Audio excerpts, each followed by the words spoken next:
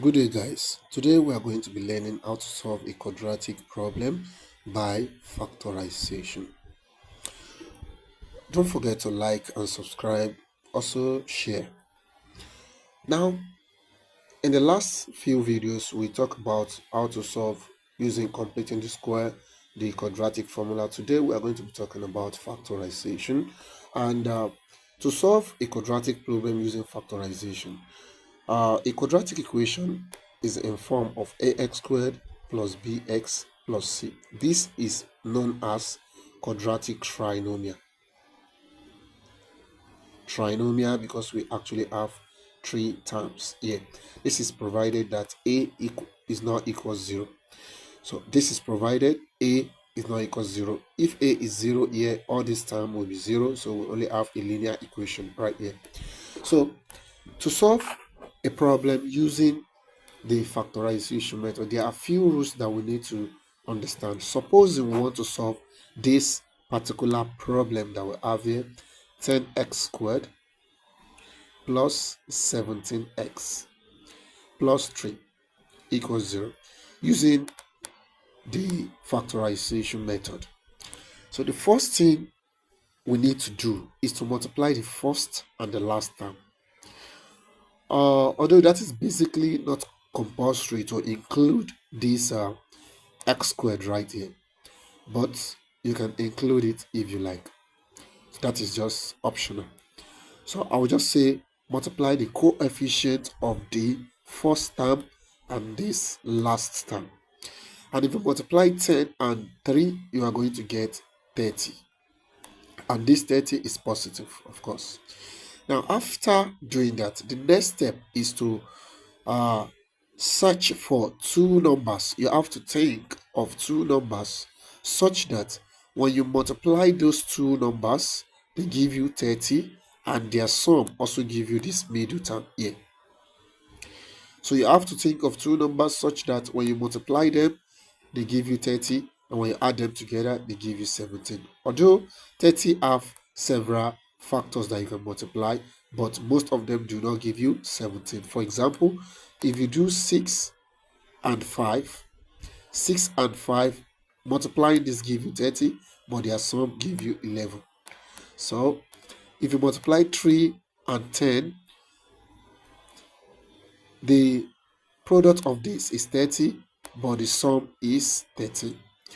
If you multiply 2 and 15, the product of this is also 30 and the sum is 17. So this fits our condition. So that is why we are going to be using this. So what are we going to use this for?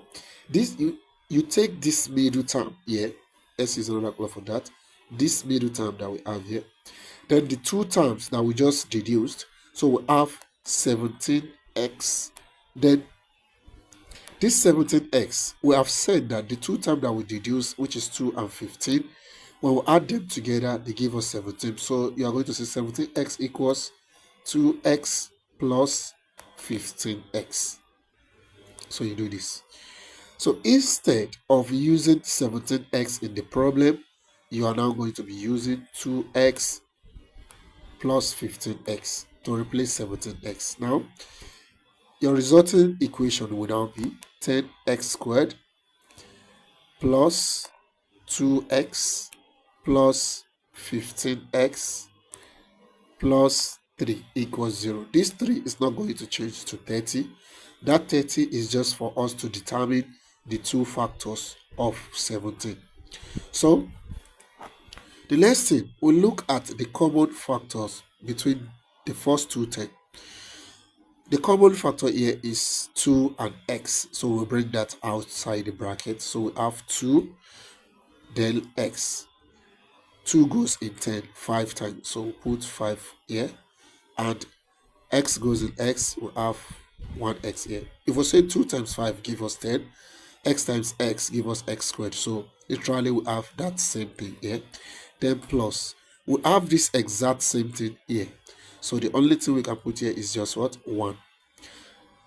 Now if you say 2x times 1, we get that same thing. Now the other term, We'll do exactly the same thing for this time. What is common here is just 3. So we'll say plus the sign we have here. So 3 into bracket of this will be 5x. Then plus 1 equals 0. And when you get to this level, you pick one of the brackets and say equals 0 to find the solution. You say 5x plus 1 equals 0. Then the rest, you take the first factor you bring out here and this, you combine them together and say equals 0. So you say 2x plus 3 equals 0. So to find the value of x, you solve this normally. We have 5x equals 0 minus 1, that is negative 1. Then or 2x equals negative 3. You divide both sides by 5 to find the value of x. We divide both sides by 2 to find the value of x here. So here I'll be having x equals negative 1 over 5. Or here I'll be having x equals to negative 3 over 2. So this is the solution by factorization. Let's try another problem by using the same method. Let's say I have this problem right here. 2x squared minus 7x plus 3 equals 0.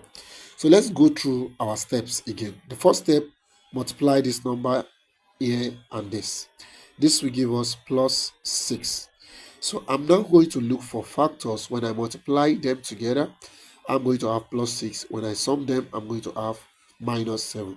So for plus 6, what will I have? I can use 2 times 3, but that is definitely not going to give me negative 7. So I'm not going to use this.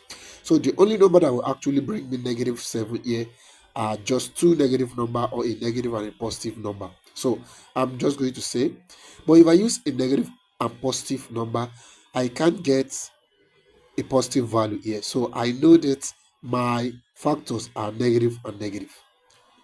So I'll be having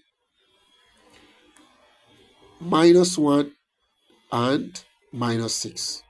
If I say minus times minus, I'll be having plus 1 times 6 will give me 6. And minus 1 minus 6 will give me minus 7. Which means minus 7x will be equal to minus 1x, which is the same as minus x, then minus 6x. So I'll be replacing minus 7x in that equation with these factors. So which means I'll be having 2x squared minus x minus 6x plus 3 equals 0. So common factor here is only x. So I'm having x into 2x minus 1. Then negative here, I'll have minus. Common factor here is 3. So I'll bring that 3 out. Into, I'll get exactly the same thing inside here. So 2x minus 1 equals 0. If you expand this bracket, you'll be getting exactly the same equation here. So you take one of these brackets, you have 2x minus 1 equals 0, or you combine this. So that will give us what? X minus 3 equals 0. So that will be 2x equals 1, or x equals 3. So here I'll be dividing both sides by 2. I'll have x equals 1 over 2, or x equals 3. So this is my solution using factorization method.